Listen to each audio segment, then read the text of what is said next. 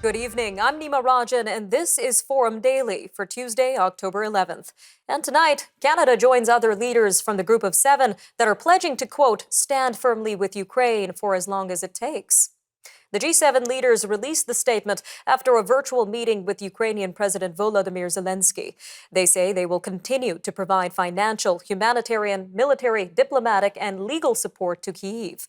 The leaders are also condemning this week's barrage of Russian missile strikes against cities across Ukraine.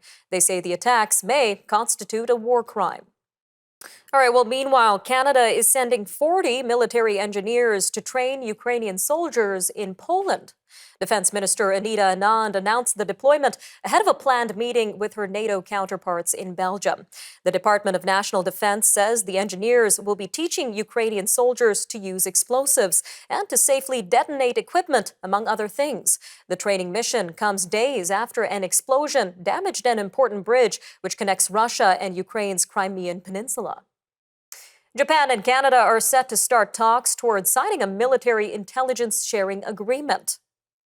Now, this pact is part of an action plan, which is aimed at strengthening international cooperation on defense, economic security, and other areas. This comes amid growing threats from China and Russia. Japan and Canada also agreed to expand and deepen their military ties by holding joint exercises between the countries. All right, well, the latest developments in the Hockey Canada scandal saw President and CEO Scott Smith stepping down after just 3 months on the job. The board of directors has also resigned. The organization has been under intense scrutiny since the spring. This is due to its alleged mishandling of several sexual assault claims. Now, despite mounting public outcry, including calls for change at the top from Prime Minister Justin Trudeau, Hockey Canada had continued to dig in its heels. The about face comes as corporate sponsors and partner organizations continue to peel away.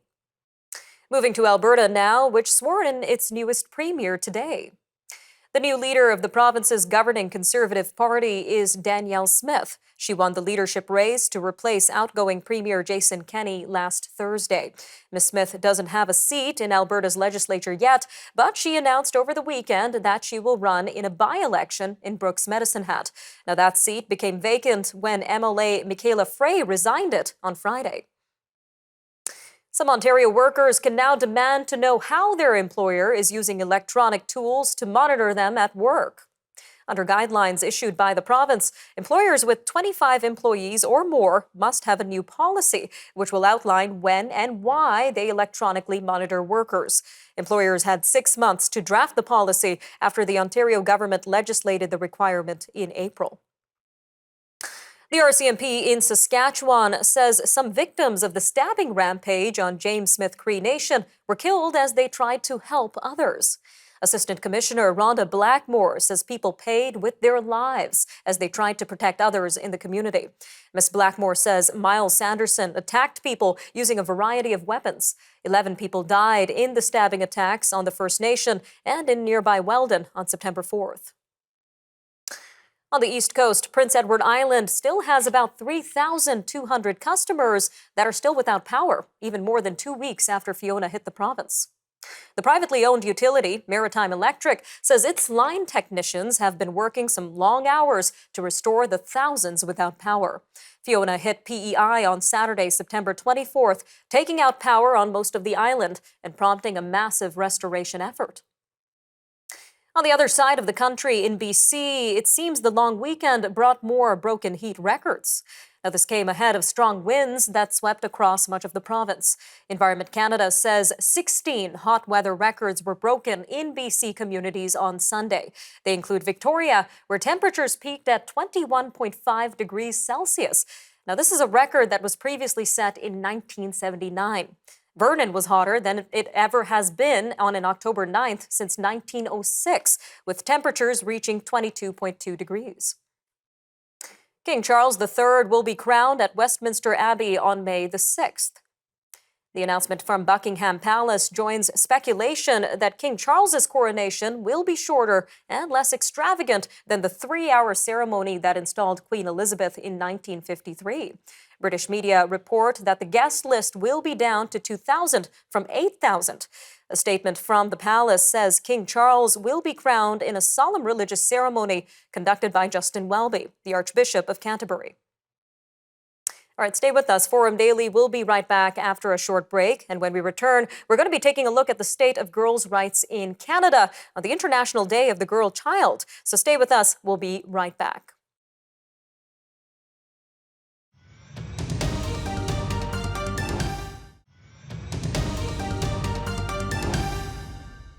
Today marks the 10th anniversary of the International Day of the Girl Child.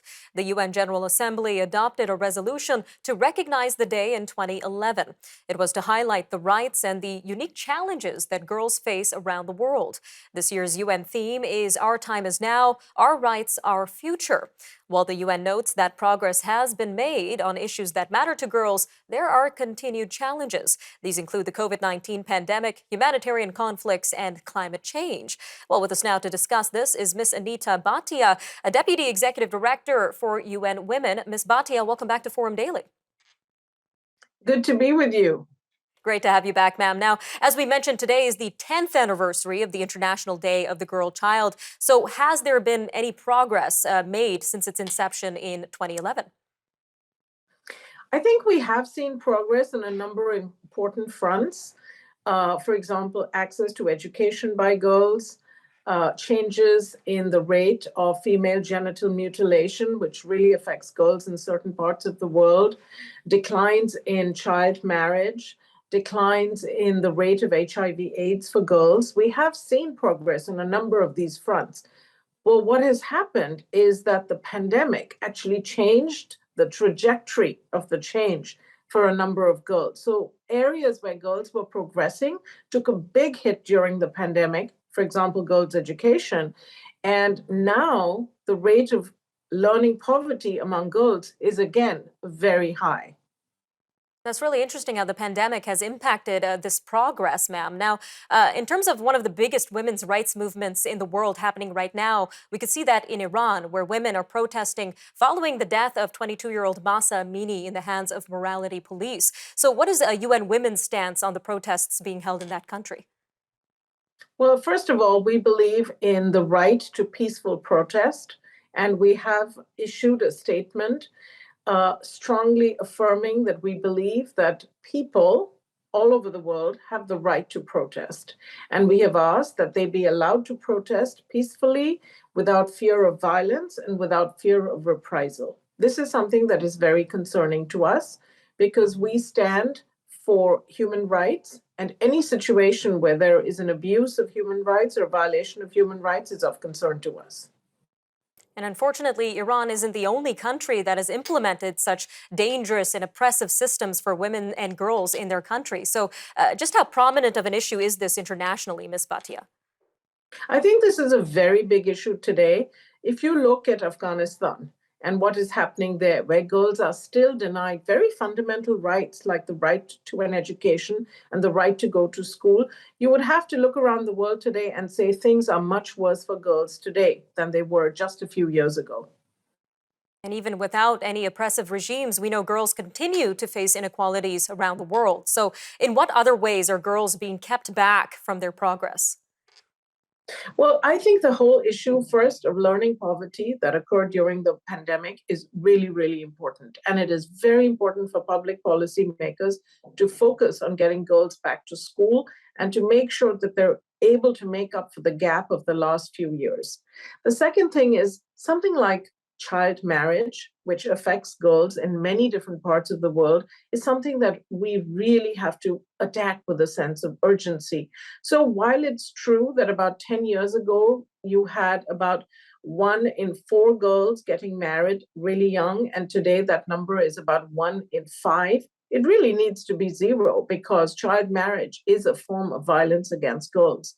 So, this is something that because policymakers are so busy dealing with inflation, the war, the breakdown of supply chains, the rise in interest rates, the bandwidth and the space for dealing with these issues simply isn't there. But this is what the future of the world depends on, making sure that girls get back into school, children get back into school, and that these kinds of age-old practices like child marriage, come to an end once and for all. Definitely, ma'am. Now, we've got a quick 30 seconds left here, but what would you say is the main takeaway you would want our viewers and even officials watching this to take away from this interview? International Day of the Girls isn't just for talk. It is really for translating policy commitments that governments have made into action. This is an urgent agenda, and we need to be worrying about this because girls are our future. Children are our future. So if we don't focus on making sure that those who are holding the world in their hands are actually in a position to be fully enjoying their rights, then I think we are really facing the prospect of a very perilous planet. All right, Ms. Bhatia, some very moving words there. Thank you again for your time today. Pleasure to be with you. Thank you.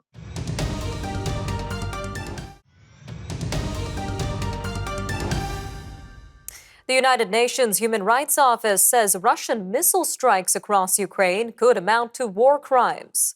Spokeswoman Ravina Shamdasani called on Russia to refrain from any further escalation in the conflict. She says damaging key power stations and lines ahead of the upcoming winter raises further concerns about vulnerable populations. She says the UN is stressing that intentionally directing attacks against civilians amounts to a war crime.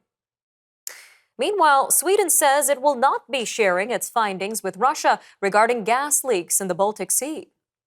The country says Swedish investigative confidentiality protects all information relative to the investigation. Sweden's domestic security agency has said that its preliminary probe has strengthened the suspicions of serious sabotage as the cause of the blasts. Sweden's prosecutor in charge of the investigation says all actionable evidence at the site has been seized. All right, turning to tensions in Iran, which has intensified its crackdown on Kurdish areas in the country's west amid ongoing protests.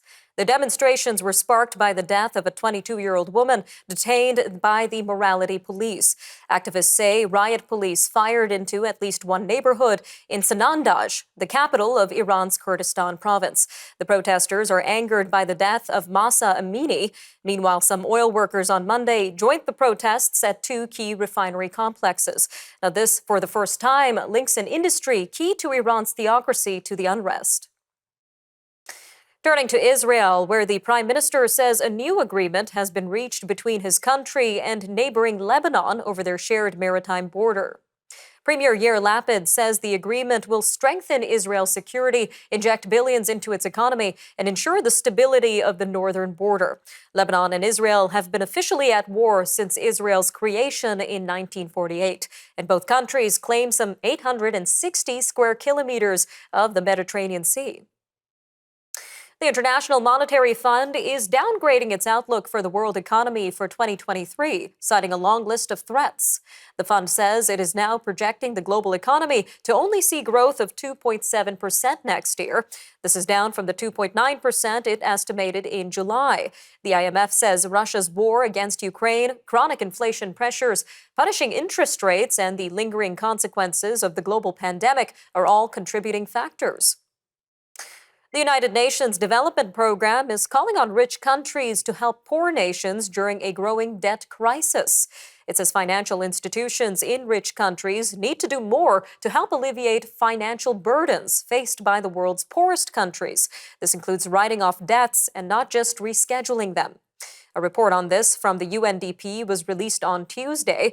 It comes amid international meetings in Washington, which are expected to consider, in part, a growing debt crisis that is weighing on the developing world. This comes as interest rates have risen this year and driven up borrowing costs. The German government is promising to provide more support to cities and towns that are struggling to house more than 1.1 million refugees and migrants who arrived in the country this year. Germany's interior minister says the government will immediately work to provide additional property for about 4,000 refugees. Now, this is in hopes of easing the current housing crisis. Several cities have recently started putting up tents and turned convention centers into temporary accommodation. Former Hurricane Julia has dissipated, but it is drenching Guatemala and El Salvador with rain after re-emerging in the Pacific. Julia hit Nicaragua's central Caribbean coast as a hurricane on Sunday and became a tropical storm before it dissipated on Monday. Julia is believed to have directly or indirectly caused the deaths of 28 people in Guatemala, Honduras, El Salvador, and Nicaragua. All right, moving to New Zealand, where the government is proposing a tax on the greenhouse gases caused by farm animals as part of a plan to tackle climate change. Now, these gases are made when farm animals burp or pee. The Liberal Labour government says the farm levy would be a world first and that farmers should be able to recoup the cost by charging more for climate-friendly products. But farmers quickly condemned the plan, claiming it would hurt small-town New Zealand and see farms replaced with trees. Japan is seeing a resurgence of tourists in the country after lifting travel restrictions. The government today lifted border restrictions, which had been in place for more than 2 years to curb the coronavirus pandemic. The daily cap of 50,000 arrivals is gone, and visa-free travel is back for short-term business and tourism. All right, I'm Nima Rajan, and that'll do it for your look at national and international news for today. Remember, for more news on demand, you could always visit our website, thenewsforum.ca, and make sure to follow us on our social media handles. Take care, Canada. We'll see you next time on Forum Daily News.